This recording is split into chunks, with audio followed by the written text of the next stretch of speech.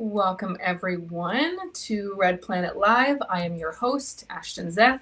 I am elated to be hosting the Mars Society's podcast and leading the conversation about human exploration of the universe and the future settlement of Mars.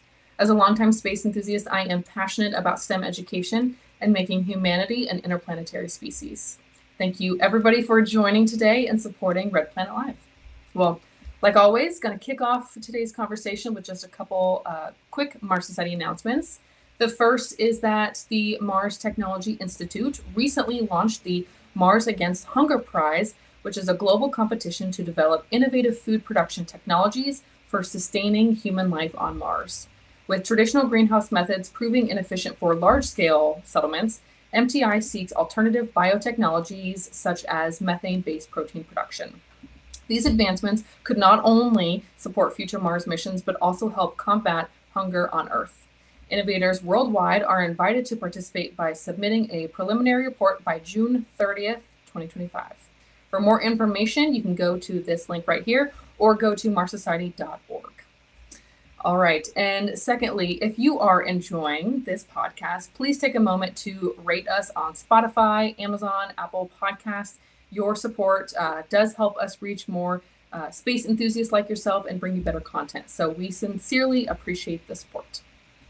Okay, so for today's conversation, I am particularly excited about this one.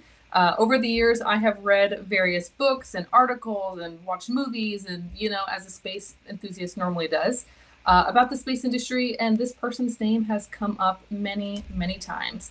It is wonderful today to be meeting with Jim Cantrell. Jim is a pioneering aerospace engineer, entrepreneur, and investor with a career spanning over 4 decades. Jim was a founding team member of SpaceX, where he served as its first VP of Business Development and later founded StratSpace, Vector Launch, and most recently, Phantom Space.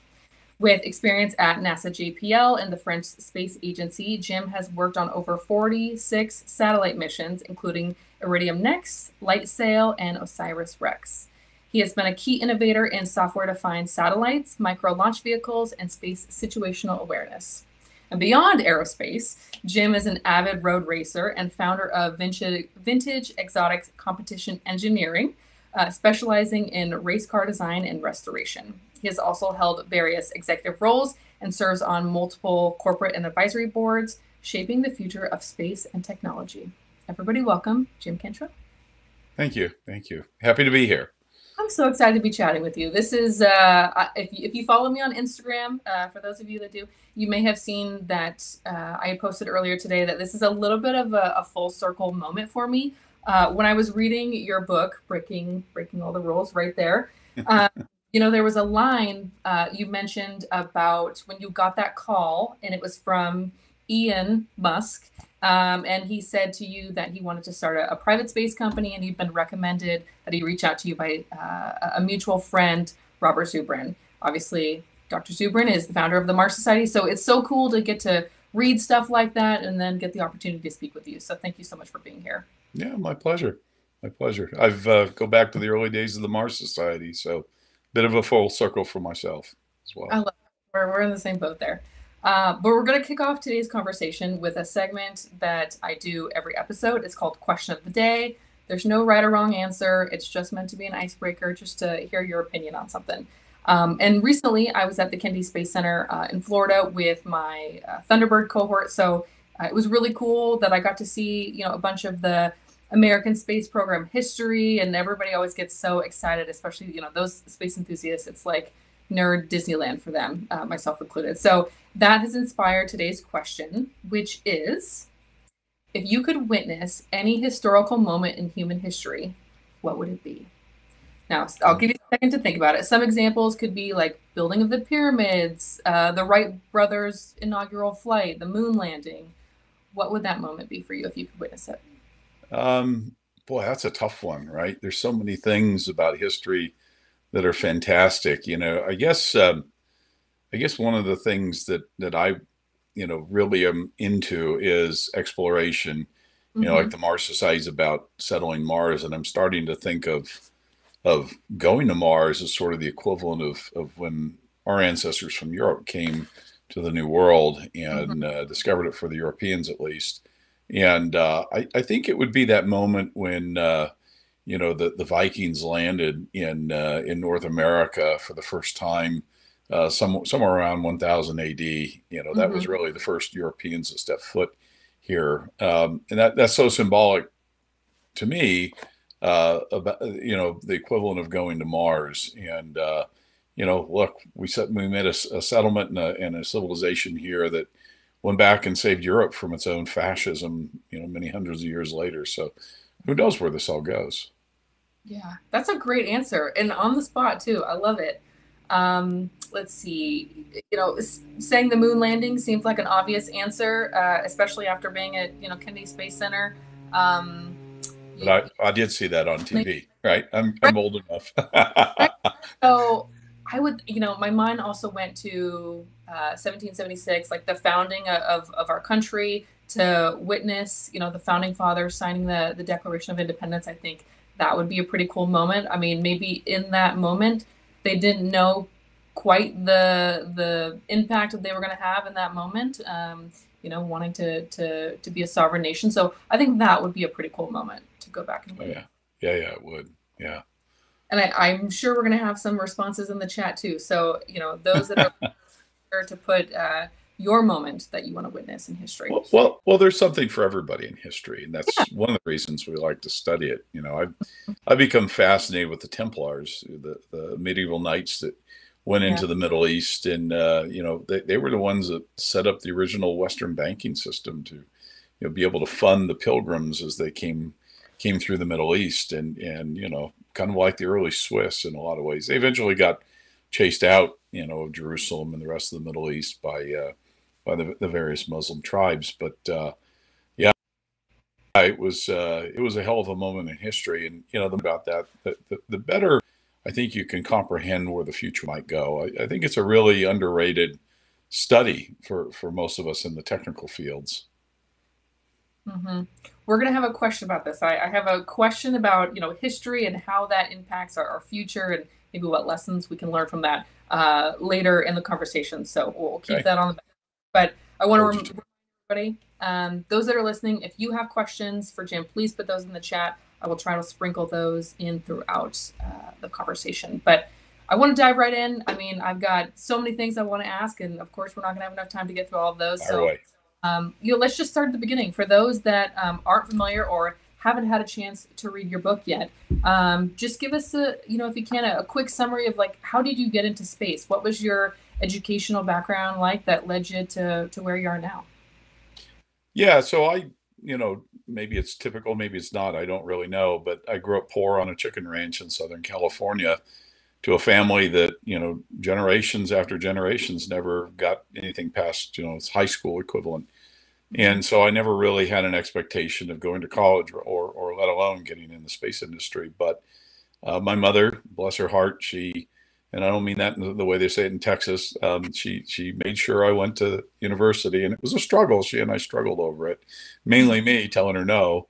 Mhm. And once I did, I started out in electrical engineering, almost failed. I ended up going over to mechanical because only thing I ever knew for sure in my life I wanted to do was to race cars, and so mechanical engineering had a certain appeal related to that.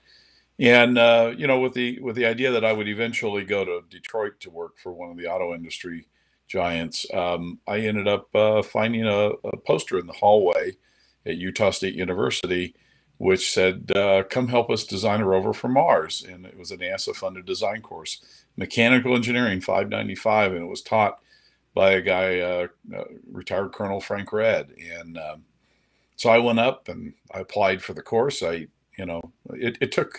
took a lot of gumption. At that point in my life, I was a lot more introverted than I am today. And to go out and face this guy who was a retired colonel and tell him I thought I was worthy of his course was took a lot of well, I'm not going to use the word. So he accepted me in, and I did really well. We went to Washington to compete against all the other schools, MIT, Caltech, small schools.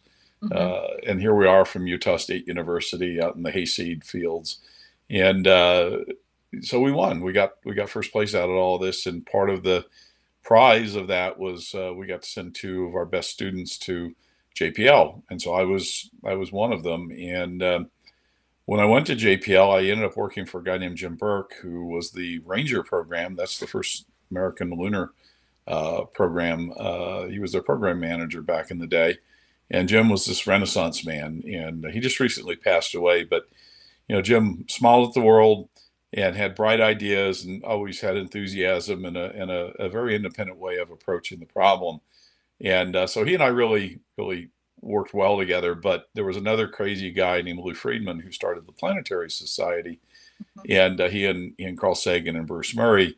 And Lou was fired from JPL for parking his motorcycle on the flower beds, and he refused to do otherwise, and so they got rid of him. So he went and started the Planetary Society.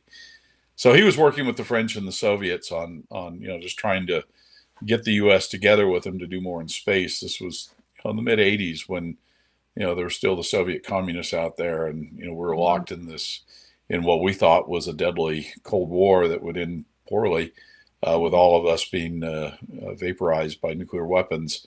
So this was kind of interesting to me. So that's how I got into the space industry and ended up working for the French in 1989. So the rest is kind of history.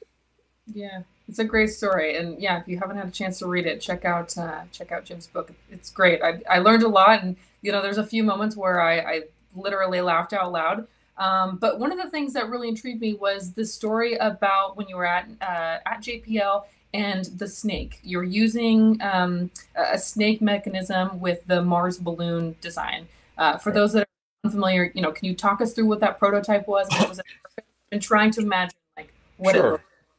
So there was a guy named Gentry Lee at the time. He was the JPL detailee to NASA headquarters. He later was an author with Arthur C. Clarke. But Gentry Lee had some money he had given us to study Mars balloons. And there was no official Mars balloon mission on the American side. There was on the French side. And it was part of the Soviet mission to Mars, which the French back then were cooperating with the Soviets since the 60s. So, we were just, farting around, as we called it, with Mars balloons and how we would fly them. And so one idea we had was a balloon that would, during the day, would heat up and rise above the surface, and the winds would blow it from place to place. And then at night, as the sun went down, the balloon would come down and it would deposit something on the surface to offset that lost buoyancy. And so the original idea that the Soviets had was what I termed a Samsonite suitcase. So that you can imagine something rugged like a Samsonite that they would put on the ground, and the balloon, of course, there were surface winds, and sometimes very significant, would blow this Samsonite suitcase across the surface. That's all great and fine until you run into a crevice or a hole or something, and it drops right into it. So Jim and I set about the task of trying to solve that problem of how could we design something that could offload the balloon, because that was a necessary engineering function, yet not create a lot of shock up the rope to what amounted to be a very fragile balloon. It was 3.5 micron mylar in a very cold temperature, and do it in such a way it wouldn't get stuck. So Jim and I, in his ramshackle office, he was not a guy that was tidy, so he had all these things. I mean, he must have had so many historic things in his office that I'd sit on piles of paper, I'm sure, that were historic. But we got a bunch of these styrofoam coffee cups, and we taped them together, and we used the snake's biology of these overlapping scales as sort of the whole idea of how do snakes do it. And as we began to play with it, we understood that there was sort of an inherent flexibility you needed to take out the surface roughness, but yet at some point a stiffness so it wouldn't fall in the hole. And so, the so-called integrating over surface features is what we invented. And so he and I applied for a patent through NASA and got it. And we went and built a prototype. I did that in my garage at home on one of my visits back to Utah, and took some of the sheet metal I was using for a race car and wrapped it together in a cone and riveted together and put chains in it. And it was nice because it collapsed into a nice small size. It was about 10 meters long, but I collapsed it so it could fit in the trunk of my car. And then we took it out in the Mojave Desert on a real lava field under a helium balloon. And it was unbelievable. We couldn't believe how well it went over the lava. It didn't get stuck. In fact, we couldn't catch it. So that became the snake, which became an official part of the Soviet-French mission to Mars. So cool. And when I was reading about that experience, I was wondering, in your career, at any other point, have you been able to replicate a design that you found in nature and related that to something that you were building for space? Well, I mean, I think all good mechanical design or industrial design does that, right? Nature has this optimization to it. There are Mhm. some codes you can buy, and the stuff doesn't necessarily look very good, that will, optimize your design based on, certain criteria. So yeah, I would say, everything we do has to look good, for me, right? I look at a design and that's ugly. It's not right.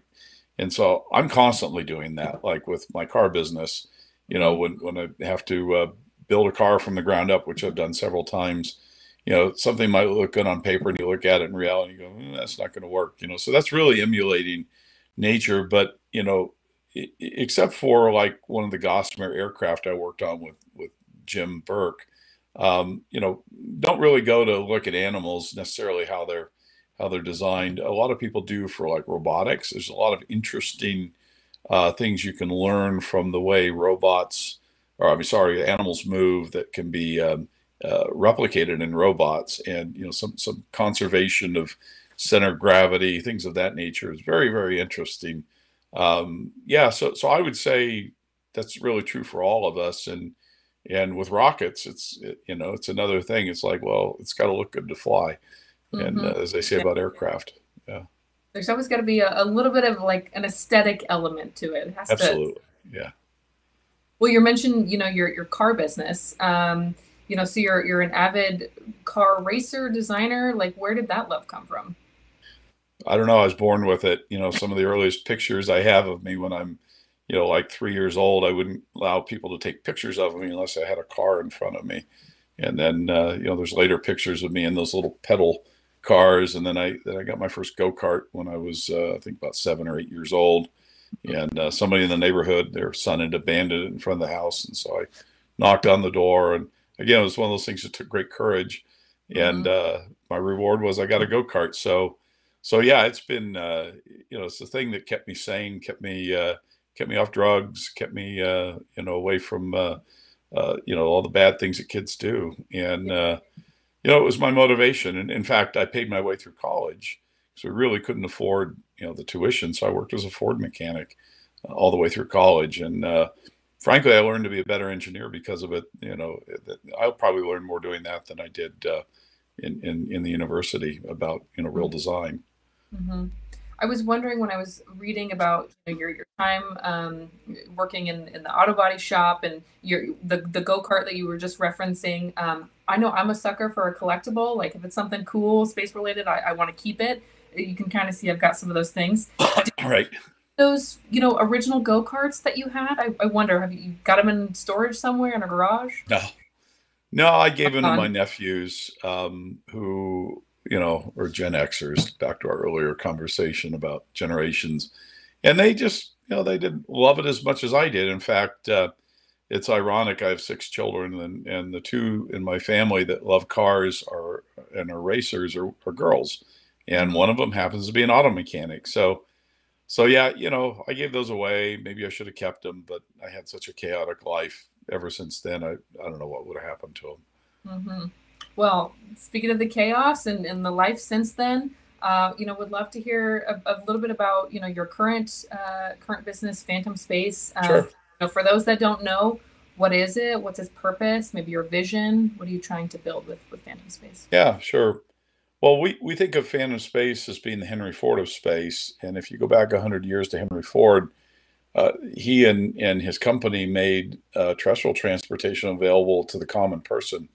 Before Henry Ford mass produced cars, they would cost in then year dollars, $8,000, $9,000. And Hmm. they were really just the toys of the rich people. And, they would have to have special drivers and so on. But, when Henry Ford got the price down to $600, $700, then even his employees could afford it. So we want to do the same thing with space by making it digital. And if you look at the way the e-commerce is today, if you want an e-commerce site, you can go to a number of different places. Squarespace is my favorite. And, I don't have to know HTML like I used to. And, 20 years ago, I was programming HTML for websites. Now I just go drag some images around, pop this in, and I've got it. That's where space has to get to bring in the other 3 billion people in the world. And there's a couple of reasons why you really have to do this. First, getting to and from space, physically is going to be limited, despite what everybody thinks about, Starship and how marvelous it is. It's still a very limited quantity. If for no other reason, there's very limited number of launch sites, launch ranges, and capacity out of those ranges. So it's a little bit like airports, right? So there's just not an unlimited amount you can do there. More importantly, the volume in low Earth orbit, for example, really is between 300 kilometers and 1,000. Above 1,000, it's radiation. Below 300, too much atmosphere. So it's a finite volume. So we can only fly so many satellites there without running into bigger and bigger problem of collisions. It's not a problem tomorrow, but it's a problem eventually. And then getting the data back. So that's also limited by spectrum, RF spectrum. So it's an inherently limited quantity of things that keep this space to a limited number of satellites, despite our massively growing numbers. We're going to, in order to get space to the other 3 billion people, we're going to have to make that digital.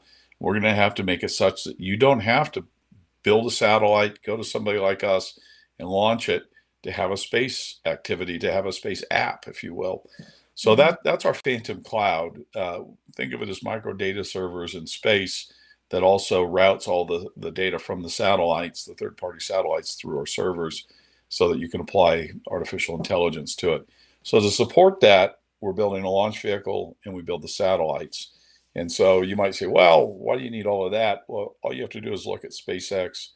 And this was, I can tell you, because I was there in the early days, this was part of our idea. You own the launch, you own the satellites, you can do whatever you want. And you can do it at half the cost and 10 times the speed. And that's exactly what SpaceX has done. So we have what we call our Daytona launch vehicle, it puts about 650 kilos into a sun synchronous orbit. I wouldn't call it a micro, it's more of a medium-sized launch vehicle. And we think it's right size for the market. We have a lot of contracts already for it. We're about 18 months away from our first launch. So that's our foundation. It gives us a foundation of revenue. It gives us a foundation of getting to space. Those two things are very important. Same with the satellites. We already built a satellite, delivered it to a customer. We've got a number of other satellite contracts on the way. And then we'll build our own constellation with those satellites. So that's what we're up to. We've been in business 5 years. One of my co-founders is Chris Thompson. He was employee number 2 at SpaceX. He was in charge of the Falcon 1, 9, and the Dragon capsule. So to say he's experienced is an understatement. And I've got 2 other early SpaceX guys on the team. So we kind of put the band back together, and we mixed it in with some young talent that I've gathered up along the way on Lightsail and some other programs. So we're very quiet. We don't put a lot of things out on social media because this is an era where you see a lot of people with PowerPoints and no hardware. We want to be a lot of hardware, no PowerPoint. Yeah. So that's why we don't show things, because frankly, nobody needs to know until we get a rocket on the pad, and then people say, Phantom, who's that? So that's what I'm hoping for. Yeah, you want that moment when they're like, oh, who's this guy? Just pass all expectations. We've got a couple, I know some students from my program, Thunderbird, that are listening, and we are interested in the space ecosystem from like a commercial or private sector lens. But we talk a lot about the space ecosystem, the space economy. And there's a couple of us, that have a little bit of like an entrepreneurial spirit in there as well. My parents were small business owners as well. And so we're always trying to look at it through that lens. What advice would you give to maybe young aspiring entrepreneurs that are looking to make an impact in the commercial space sector? Well, yeah, there's a lot of advice I can give you. I've had, a lot of startups. I'm on my 11th one. 2 just bombed completely. I think I I learn the most from those, frankly. Hmm. It's really true what people say about failure. A couple of things, just in general outside the space industry, you really have to do something you're passionate about, and you have to be good at it, and people have to want to buy it. So, in other words, it creates value Right. that can make that money flow. Because without no bucks, no Buck Rogers. You've heard that, Yeah. but it's really true. It starts with passion, and it ends with doing something people want to buy. So I know a lot of people who have two out of the three. And I Hmm. think if you think about it, you can identify some people in your worlds that are the same way. But in the end, like in space, there's an article in Forbes that came out today that I gave an interview. They called me the accidental leader, and it's probably true. But one of the things I said was, find a problem that you want to solve and go solve it. Don't ask permission, just go do it. And again, I'd apply the first three rules to that problem. But that's how you get it done here. And all the great people in the world that have made great contributions to humanity have done just that. They've decided this is a problem that needs to be solved. It's a world class problem. I'm going to do it.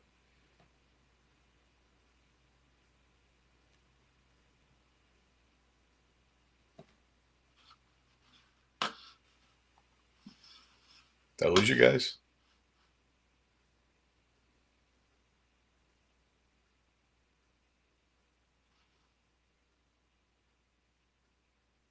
I guess Ashton's feed dropped.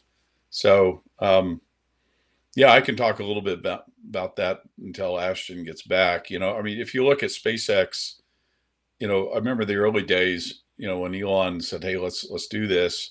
Um, he said, "Look, we have to solve the problem of getting to space. It's just too expensive." And that's why we're over in Russia screwing around looking for Russian rockets, because they were essentially surplused out ICBMs. And we headed over there to try to make a deal for this, rather smaller Mars mission compared to what he's planning now. But the first problem, Elon says, is we have to solve launch. And that's why we started with the Falcon 1. And the Falcon 1 was always in Elon's mind a practice vehicle. The rest of us thought differently. Chris Thompson and I both thought, gee, if we mass manufacture the Falcon 1, we can get the price down. And we have models that we believe that that's an even stronger reduction in price than is large reusable. They're both very competitive ways to do it. But if you want to go to Mars, you have to have large vehicles. So that's why reusability becomes the thing. So that was the second part of the problem. And I can tell you from the very beginning, reusability was part of the problem stack. So that's how Elon's mind works, right? And if you look at, Edison, Einstein, all these great minds, they all pick a problem to solve, and that they go solve it, right? So that's how we do that. So I think what I'm going to do, since Ashton's not back, I'm gonna go over into the questions. I see one from Bobby Thompson, and it says, "Are there any international regulations that restrict the type and amount of payloads by a private carrier?" The answer is yes.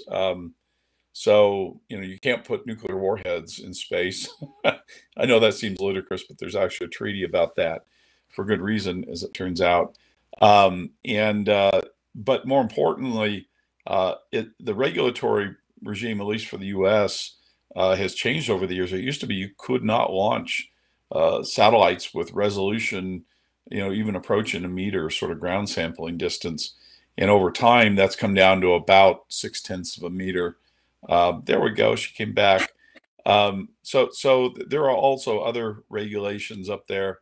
Launching nuclear power plants is currently, practically speaking, not allowed.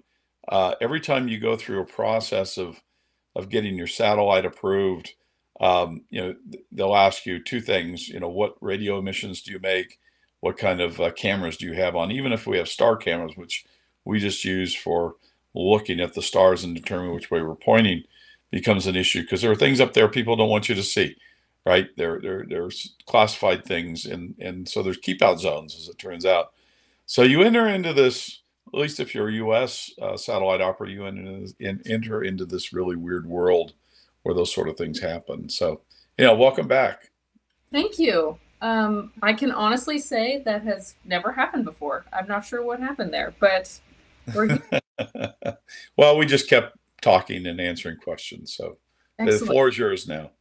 There we go. Well, hey, thanks for your patience. Again, not sure what happened there, but let's see. Earlier I had mentioned the little snippet in your book about when Elon Musk called you. Tell us a little bit about like what those early days at SpaceX were like. Yeah. So early days at SpaceX were weird. It was, you In a, know, go ahead. I said in a good way. Oh yeah, yeah. There weren't always good moments, I'll be honest, but Sure.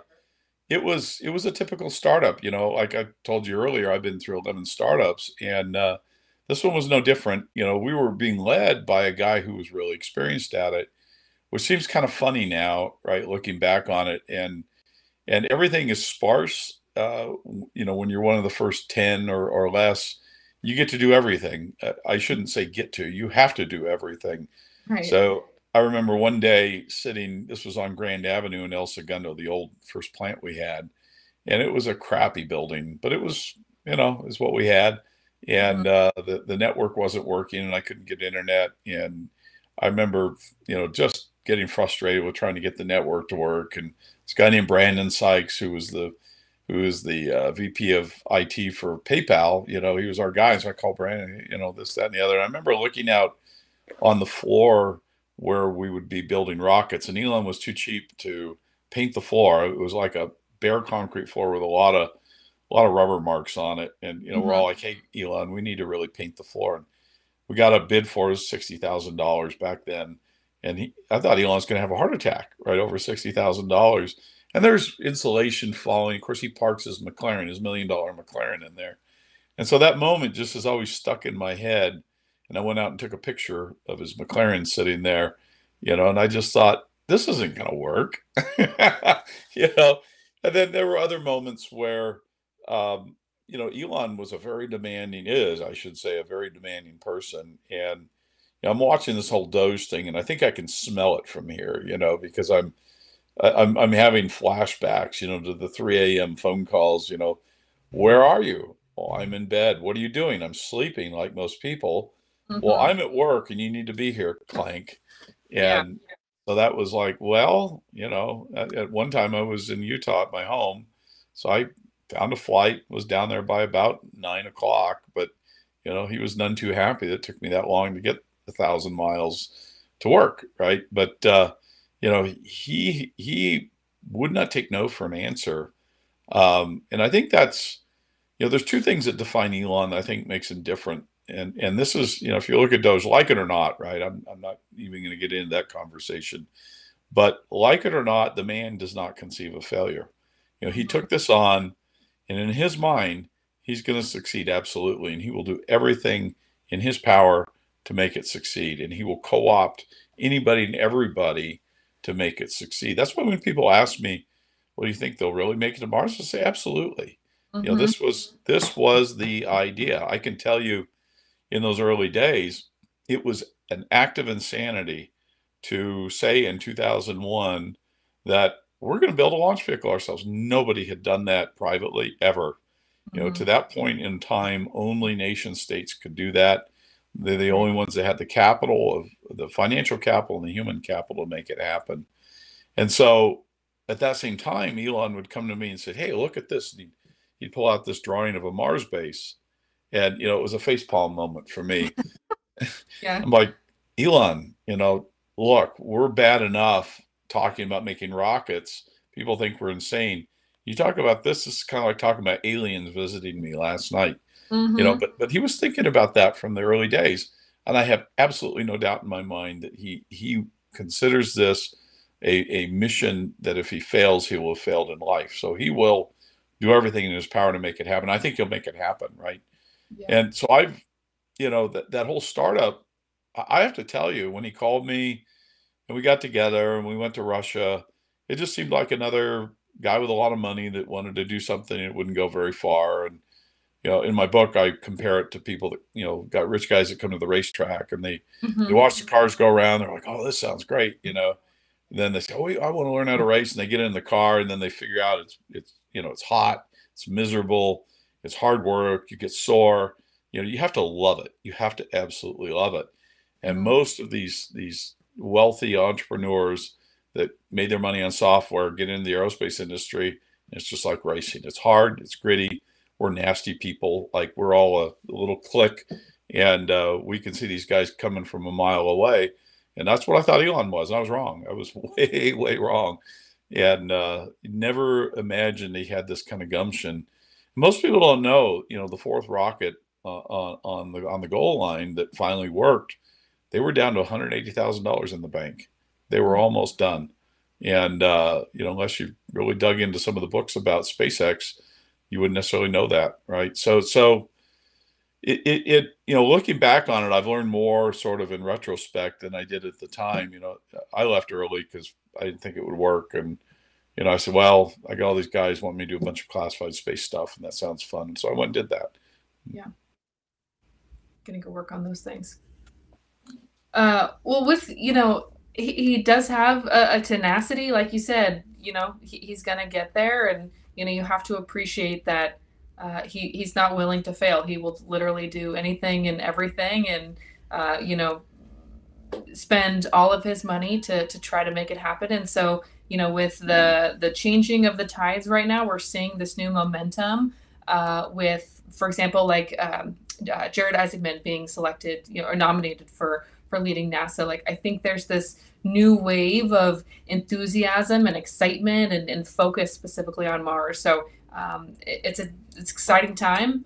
We might be, witnessing the next, major moment in history when humanity makes it to Mars. So I'm excited about the future. And that was going to be a question for you: is what are you most excited about right now? You're on the forefront and the cutting edge of the space industry. What are you excited about? I'm excited about so many things. I don't think we have time to talk about them all, but List them all. I want to go back to what you just said. And I want to frame this time we're living in here. I think it's probably one of the most historic times of all of humanity. So you start off by asking me a great question. What would you want to see? The next thing I was going to ask you, in the future or what? I want to see humans land on Mars. I don't want to go. I didn't want to be part of it, but it is so important to the future of humanity. I never thought that it was ever possible in my lifetime. I knew it was possible eventually. Yeah. But I think we're seeing something as momentous as the Vikings landing on North America, and then Christopher Columbus another 400 years later. It truly is. And then once the first human being is born off this planet, that will be the most human ever, right? You think of it from a species point of view. And Elon likes to use this term speciest, which I think is kind of funny. And he says, of course I'm a speciest, right? And we all are, actually, or at least we ought to be. But that as a speciest is the most important thing we can ever imagine, right? Our DNA has reached out into the cosmos and took its first step, right? I mean, we arguably did it on the moon, but we retreated from it. And here's what we're talking about, is going out there. And imagine a future in 500 years. So go back 500 years here in the Western world. Mm-hmm. And when, the Spanish galleons were first coming here and they're bringing gold back. And if you were standing on the shores of Spain, could you imagine what the new world would be where we are sitting today, what it would become? There's no way, right? Try that thought exercise about what Mars will look like in 500 years.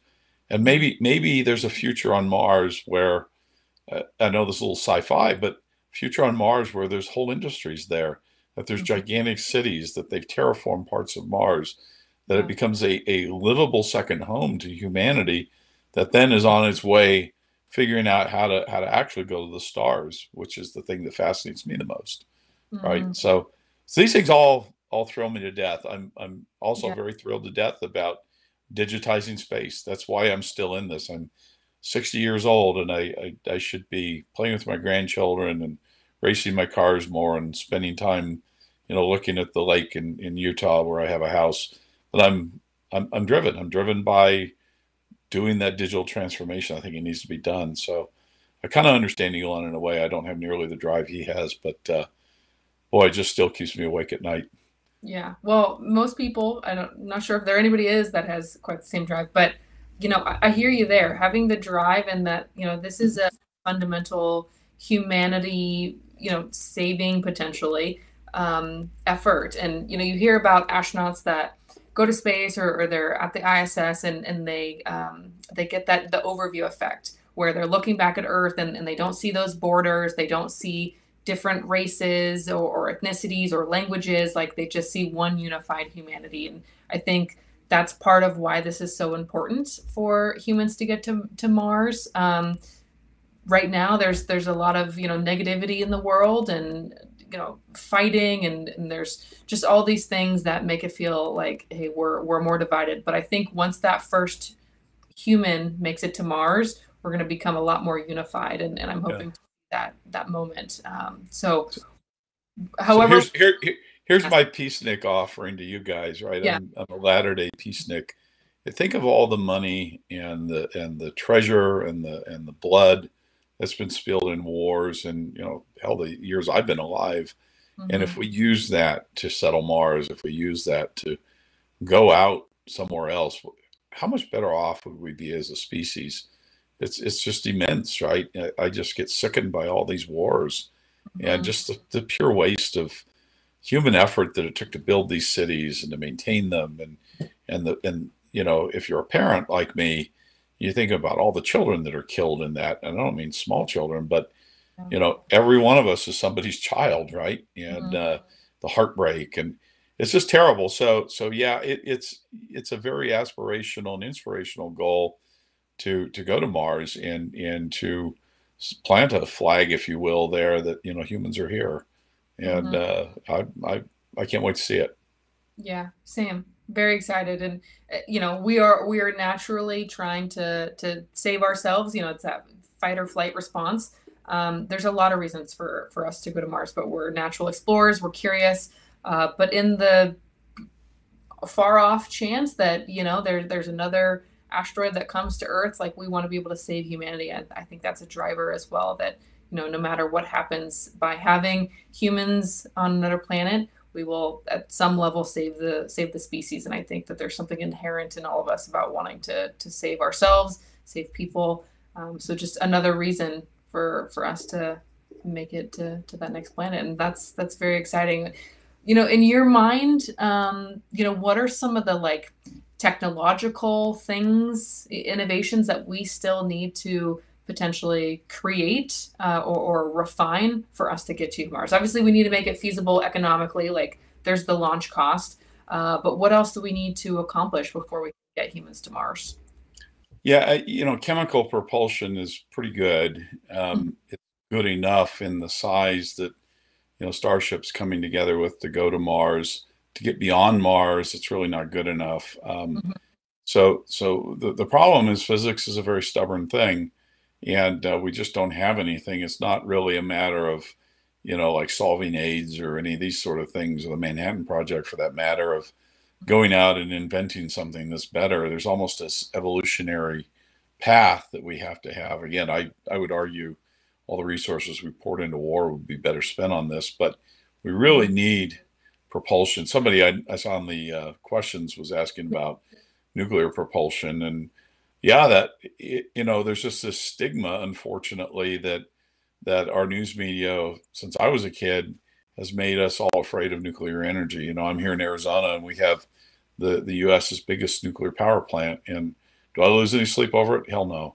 And guess who buys most of it? California. So they don't want them, but we'll have them here. And eventually, nuclear propulsion is part of the answer. Maybe mhm, becomes the answer once we advance, fusion and things like that. So I'm actually pleased to see that we have a new renewed interest in nuclear, particularly in space.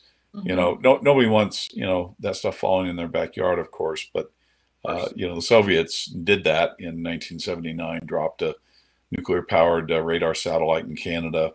Yeah. So there are real dangers there that it's like anything else, like flying planes. You just have to evolve the engineering. Hmm. Yeah. Speaking of, the Soviets and Russia, I was going to ask, you talked a lot about your experience working with those Russian engineers around the fall of the Soviet Union. Given today's geopolitical climate, do you think that the U.S. government and the commercial space sector should pursue similar international partnerships to accelerate space exploration and eventual future settlement of Mars? Like, do we need to have more collaboration? Because right now there's obviously some tensions, specifically, the U.S. and China, for example. So my opinion is not very popular, but I'm going to say it anyhow. Capitalism has brought more good to the world than probably any other single thing. And capitalism is primarily us using our resources and our money and our time in ways we think it's best. So, to forfeit that to governments and expect them to do the right thing is, at one point in time, probably necessary when, our liberty, our very liberty was threatened by regimes in Europe and Asia. But today is not that as much. I know China's a big threat to us in ways, but if to use your earlier analogy, if the race was to go to Mars, would the Chinese really put all their effort into, trying to sabotage what we're doing here and take Taiwan back, or would they want to take more of Mars? Or would they want to take more of the moon? Right? Mm-hmm. Maybe that's a healthier competitiveness, and capitalism really is competitiveness. So Yeah. I don't know. I don't see the Russians in the same light that a lot of people do. I mean, clearly they're, as a culture, very capable of a lot of shenanigans. So are we, by the way, and so is China. Right. We, as the lawyers will tell you, we don't have clean hands. On and on. I won't go into my theories on that, but we'd be better off letting commercial do it, because money doesn't lie, and there's nothing wrong with people making money and making a lot of money doing it. That's a reward for an incentive for doing these things. And if, like Elon, you look at him, and Mm-hmm. I tell people, and they think I'm crazy, but the man doesn't care about money. The money is only a resource to be conserved and used to achieve the bigger goal, right? And I'm kind of wired the same way. I have money. I don't have as much money as I could, I guess, if I focused on it. So I think these arguments about solving our problems here first before we go there are really disingenuous. And I think this idea of waiting for the Chinese to go arm in arm with us is probably not something that's going to work. Because people will figure out how to game it and take advantage of it, and the politicians will probably have their hands in all of our pockets from all sides, right? And that's my opinion. Mm-hmm. Well, hey, there's a lot to digest there, but I agree with you that capitalism, breeds innovation, efficiency. How do we work better? How do we create an improved product, and eventually, like, that's going to help us get to Mars. So I agree with you on that. I see we have a ton of audience questions, and I want to make sure I get watching. Let's see. Maybe this is the last question that got submitted. What business suppliers do you wish there were more of as a rocket builder? Yeah, so the engines were kind of our Achilles heel. I decided early on that we didn't need to build engines if we could buy them from somebody, and we found a few suppliers. Ursa Major's one of them. Vast is another one. There's a few others we're working with. It'd be nice if there was a more robust supply network of that. If you look at even like the Henry Ford, the early days of Ford, they didn't build their own engines, and most people don't know that the Model T was designed by the Dodge brothers. So historically, that having suppliers of different things, particularly engines, is not necessarily a bad thing. Eventually, you want to bring those in, but I think this would promote a lot more diverse rocket supplier base, which I think we really need. Yeah. 3 years ago, 4 years ago, when we were in the early days of Phantom, I saw a lot of quotes about, oh, there's 150 rocket companies and there'll be too many. And well, there were a lot of them that died, all right, like predicted, and few have survived on the other side. We're one of the few. And surprisingly, most of the ones that died were either from inability to raise any money at all, or raising too much money and then spending it all. And so the problem seems to be, having a good supply chain. And one of the reasons we survived is we didn't spend that money on rocket engines, and we focused on the things that we needed to build. Oddly enough, valves. We can't buy valves So we got to be valve designers. And I remember it was during COVID when we found out it was going to take millions of dollars to get these valves. You know, as a mechanical engineer and a gearhead, I said, how hard can it be? So I went out and I found these valve design handbooks from the 80s, and I found some on eBay, and I sent them to all my engineers. And we had like a week-long session where we designed the main shutoff valve for our engines. And that's the valve we've qualified and it's going to go, right? So you know, you really have to have engines as the core of that. There's a lot of things you want to do yourself that aren't that capital intensive, but it's that capital intensity that I think has killed off most of these companies. And so when you have the need for that much capital, you also raise that much, and then it's funny how that happens. People's minds change, and they think, oh, we have $500 million in the bank. We're gonna look like we're Apple or whatever, and they spend like Apple, right? And it just doesn't work, right? So that's the thing I've learned. Somebody asked earlier, what have you learned from your failures, or why didn't you give up, and how do you come back from failures? And the first thing I learned was, you don't spend any money in a startup, and this goes back to the SpaceX question, until you absolutely have to.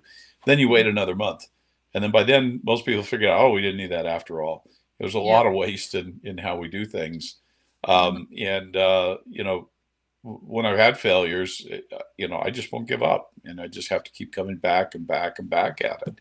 And if you really truly believe that the problem you've chosen to solve is something that needs to happen, eventually the world comes to you. They sit and watch quietly, but they eventually say, yeah, maybe this guy's not so crazy after all. Mm-hmm. They come knocking saying, hey, we need something. Well, there's a question here, on the same line of thought about money. Terry Trevino, our friend Terry, can you tell us about your best means or methods of raising money? Best way to raise money. So it's all about the people, right? And I would say there's sort of two ways to look at it. So as the entrepreneur, how can I go out and raise money in the most efficient way?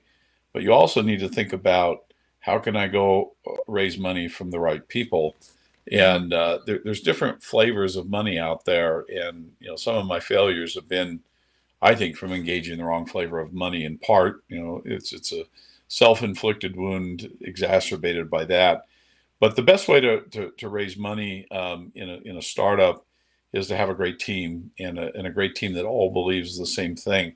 I know this sounds like super simple, but people pick up on that, and investors, they invest because of the people, particularly in the early days, because somebody comes to you with an idea, and most of these investors have no idea how they can vet this, but they know people, right? And they look at the team, and they'll look at their experience, which is objective evidence, and they'll say, is this the right team to do this? And that is super, super important, which is why solo founders are rarely successful. I'm not bagging on solo founders. I'm just saying their bar is much higher than having multiple founders. And all of us have imperfect personalities and behaviors and temperance and all that sort of thing.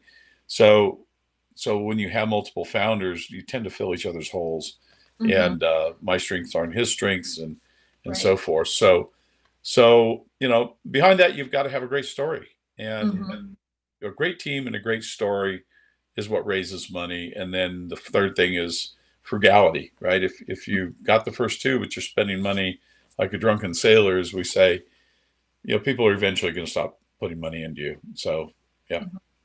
That totally resonates. I work in sales. I work in tech sales specifically, and that's a lesson that we've been taught, and I've learned. People buy people they like. If you can develop a good relationship, and if you can demonstrate you as a person, people want to buy from you. So that totally makes sense.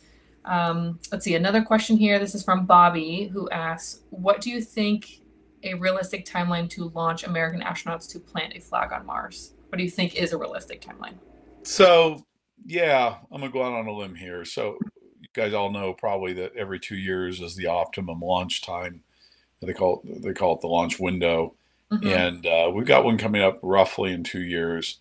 I think there will probably be an unmanned launch by SpaceX then to Mars. And My guess is that's going to take 2 cycles before they get it right, maybe Hmm. 3. So I would say humans to Mars in 8 years. I love it. That is so optimistic. I'm sure everybody that's, listening is excited by that timeline. I would love to see it in 8 years. That would be incredible. Um, I got goosebumps. Think about it. 8 years from now, like where am I going to be 8 years from now watching humans on Mars? And you all are a lot younger than me, so just imagine what you're going to see in your lifetime, right? I grew up watching men walk on the moon, and I thought that was a miracle. Hmm. It's going to be, yeah, something that we never forget. I can't wait to witness the next monumental moment in humanity's history. It's going to be pretty great.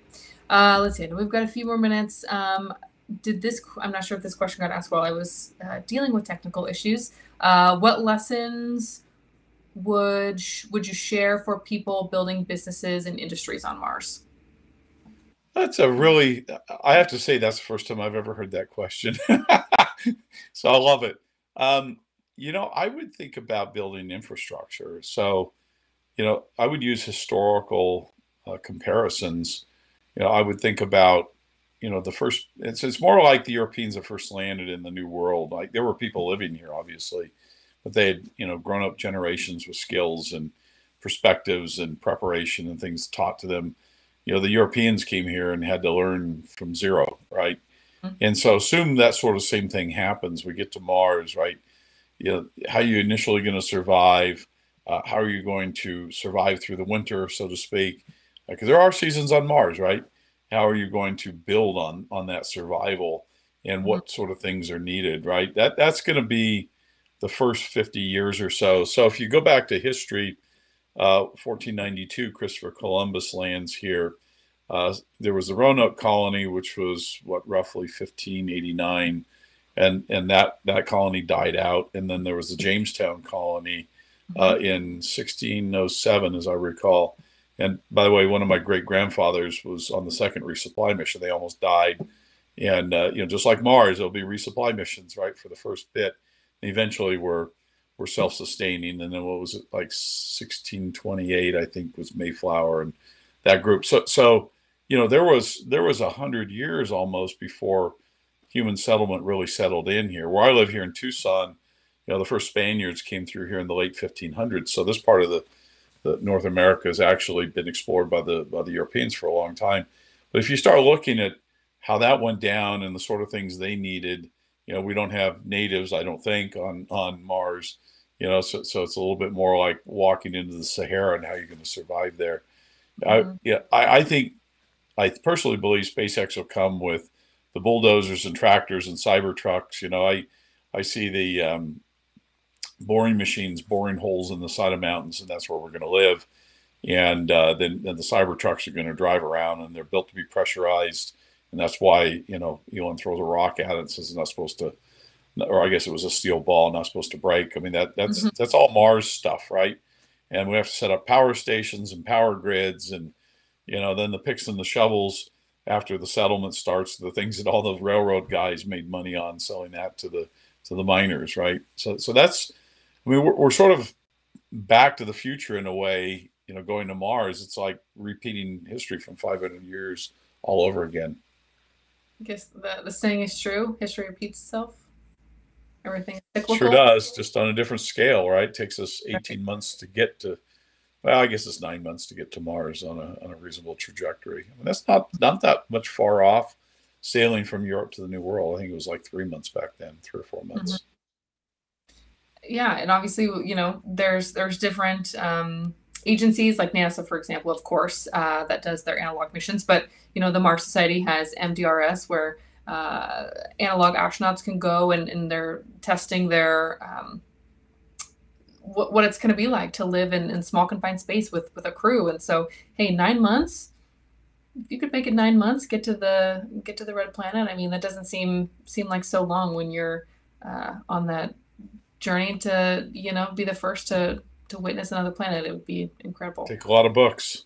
That's right. Hey, well, make sure you take There you go. Breaking all the rules if I could get it in there. Shameless plug. Thank you. Thank you. Honestly, it's been great. I've really enjoyed reading it. I was Good. earlier. I was in Florida last week. I was reading it on my flight back, and yeah, check it Oh, out for good. looking for a Yeah. good read. Thank you. Thank you. There's a movie in the works, so I've had a studio approach me, and yeah, some pretty big names involved. So yeah, we'll see if we can get the deal done. Oh, that's so exciting. Okay, well, as soon as I see that it comes out, I'm going to be there in line to go see it. Well, Exactly. Jim, it's been such a pleasure to speak with you. Thank you so Passion. much for connecting and hopping on the podcast and answering a ton of questions and dealing with technical issues. I promise I'm not just saying that is the first time that's ever happened, but we roll with it. So yeah, thank you so much for your flexibility. My pleasure. And sorry I couldn't get to all the questions. I've been seeing a bunch of really good questions over there. There's so many. We'd have to do this for another. Maybe we need to do long form Joe Rogan and make it get all the Yeah, questions. yeah, I'm old and tired. Maybe I wouldn't make it. I probably wouldn't either. But again, Yeah, thank you so much for being here. Again, I want to thank everybody my that pleasure. today that joined the conversation. Thank you to our executive director, James Burke, PR director, Michael Stoltz. Leah, thank you so much, our producer, for hanging in there while we had some technical issues. But again, as you have heard me say before, and it is obviously and apparent from this conversation, the best is yet to come. Thank you, Yeah, everybody. absolutely. All right. Thank you, Ashton.